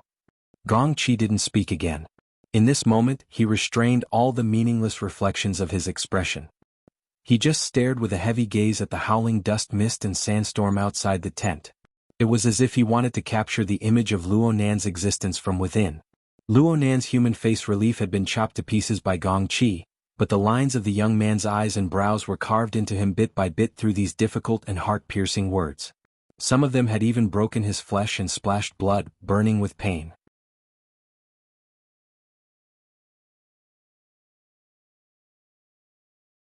Actually, I feel that there is another reason why you haven't reconstructed your solid configuration in the cloud world, other than eliminating the interference. I'm not an extraordinary. This is just a wild guess. You can evaluate it and see if it's correct. Gong Qi appeared to be quite interested. Tell me about it. I'm just thinking that maybe Deputy Secretary General Gong wants to recreate the solidified configuration of the abyss area on Earth in this cloud world, but he's not willing to, but he can't. For a moment, the curtain that was floating in the dust storm froze. The manifestation of Luonan's telepathic thoughts grew clearer and clearer. It should be the effects and limitations of the fleshly body. According to the sparse knowledge I have regarding extraordinaries, the balance of the structure of body and soul, as well as the relationship of interference, are extremely important. Even for the mental side, the accumulation of the fleshly body is very necessary. Correspondingly, if I were to form a solidified configuration in the abyss region, both the body and the soul cannot be neglected. In this case, if the connection between body and soul is severed, it would be a rather troublesome matter to start anew. A single mishap would result in a conflict between the two, and the foundation would be damaged. Therefore, you'd rather expend a bit more effort to temporarily organize and operate the structure in the clouds. You'd give up a few highly effective methods in order to ensure the purity of the foundation. This way you can avoid the consequences of creating an odd shape. Of course, these are all my guesses. I still need to verify them. Based on the principle of body and soul cannot be neglected, my spiritual body can't court death in the cloud world. My fleshly body can't cause any trouble on earth. Admittedly, this is stable, but without stimulation the progress isn't too ideal. Speaking of which, Deputy Secretary General Gong has been away from Earth for half a year. Do you know what the situation is over there? What situation is Chan City? Yes, and what situation is the island where you're hiding in seclusion? Gong Chi's spiritual body's pupils congealed like ice when he heard these three situations. At this moment he even wanted to create an explosion and completely crush the young man who was still hidden behind the nothingness. But he didn't do that. The young man's thoughts were still transmitted, but it no longer turned into vibrating sound waves. Instead, it controlled some of the sand and dust as if it was going to remake the human face sculpture. No, it was going to look different. The outline of the image was zigzagging and disorderly. After spreading out, looking at the familiar distribution of land and sea, it was clearly a map of the world. Moreover, as the details were carved, the image gradually changed, showing more detailed and realistic curvature. A few seconds later, it had curled into the shape of a miniature Earth about half a meter in diameter, spinning silently in the sky full of sand. Suddenly, the temporary globe stopped spinning, and the slightly concave area that corresponded to the Pacific Ocean was facing Gong Chi. To be precise, it was in the middle of the Pacific Ocean, in the seemingly inconspicuous archipelago area. After another half a second, the entire sphere greatly swelled and deformed, thus achieving the effect of zooming, highlighting the details of a special area in the archipelago area. It's here, right? This is the feast that I've prepared for you for half a year. Please enjoy it. Boom. Gong Chi finally did what he had always wanted to do. He created an astonishing explosion within the sandstorm of dust and fog, tearing apart the globe used for the demonstration. He also crushed everything within the range of his power, everything that was not pleasing to the eye. The problem was that no matter how berserk Gong Chi unleashed within the misty labyrinth in the distant clouds, no matter how violent his attacks were, no matter how violent his emotions were, he was unable to find a way out before the barrier that separated the two places. The power he stirred up was destined to be unable to affect the local spacetime of the Earth in the slightest. So, Luonan's posture didn't change at all on the Ray yacht at Northern Mountain Lake. He really hadn't cast his true body, including his spiritual body, into the cloud world. He would rather spend a bit more energy to communicate with his projection. Gong Chi's words were correct. It was impossible to trap and kill him like this, but there was still a follow-up. Luonan wasn't just trying to scare Gong Chi. Inla quietly walked in and delivered fragrant coffee. At the same time, she spoke by his ear, "The madam has already arrived at the predetermined location." "I know." Luonan looked at the time displayed in the lower right corner of the projection area. Today was May 2nd, Thursday. It wasn't a special day. The students of Acumen College were all in class, and he was quite unqualified as an older brother. He urged his little sister to skip class. Ruewen had arrived at the underground laboratory of gear early in the morning. She had organized all of her equipment, and when Luonan's command was issued, she held onto the assembly box that was taller than her head. She lowered her head slightly. She abandoned her own senses at this moment, allowing Luonan's soul cloak's vast field of view to replace her. She relied on the soul cloak's positioning to lock onto the location of the volcanic archipelago in the middle of the ocean from a distance of 8,000 kilometers away. You're tuning in to this Sword Dance in the Vast Sky YouTube channel. Don't forget to subscribe and join us on this journey to catch the most captivating stories.